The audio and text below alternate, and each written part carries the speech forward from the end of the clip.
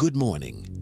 As I sit by the flickering candlelight, the ink on my quill begins to tell a tale of shadows and betrayal woven into the very fabric of Venice. The tragedy of Othello, a tale as profound as it is painful, holds a mirror to the prejudices that lurk in the hearts of men.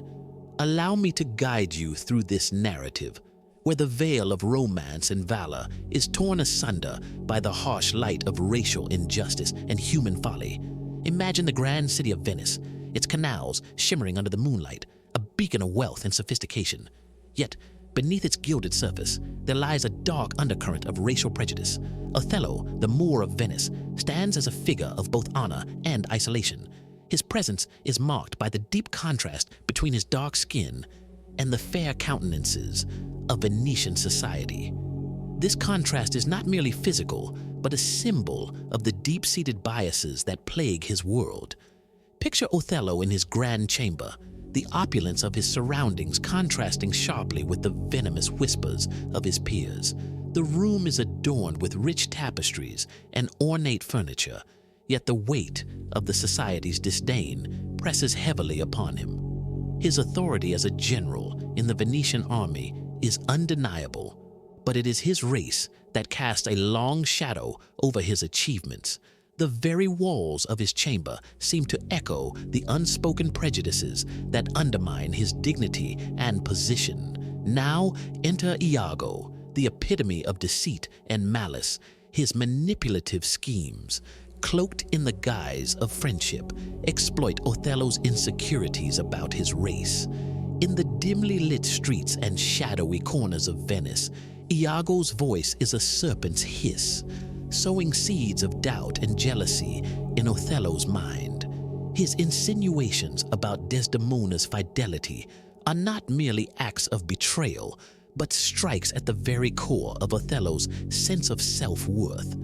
She did deceive her father, marrying you.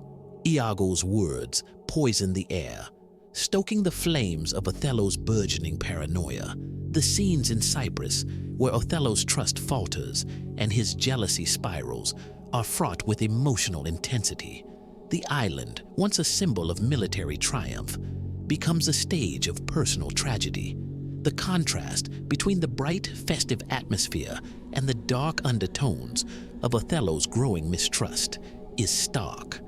The festive sounds of music and celebration are drowned out by the discordant notes of Othello's anguish and the sinister machinations of Iago. As the climax unfolds, the ultimate tragedy of Othello's downfall becomes evident. The murder of Desdemona, a moment of harrowing intensity, is the culmination of Iago's deceit and Othello's internalized fears. In the dim, cold chamber where Desdemona lies dead, the tragic irony of Othello's actions is laid bare.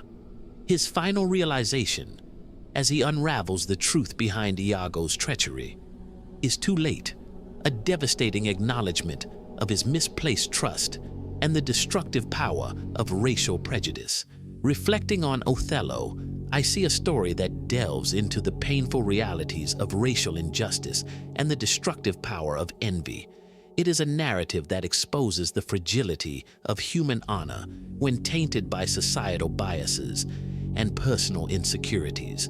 The tragedy lies not only in the characters' actions, but in the systemic prejudices that shape their fates. For today, I urge you to reflect on your own interactions and judgments. Consider how prejudices, whether based on race, background, or appearance, might influence your perceptions and actions. By acknowledging and challenging these biases, you can strive to foster a more equitable and understanding world. May you carry this reflection with you as you navigate the complexities of human relationships and societal norms. Wishing you a day of thoughtful introspection and greater empathy.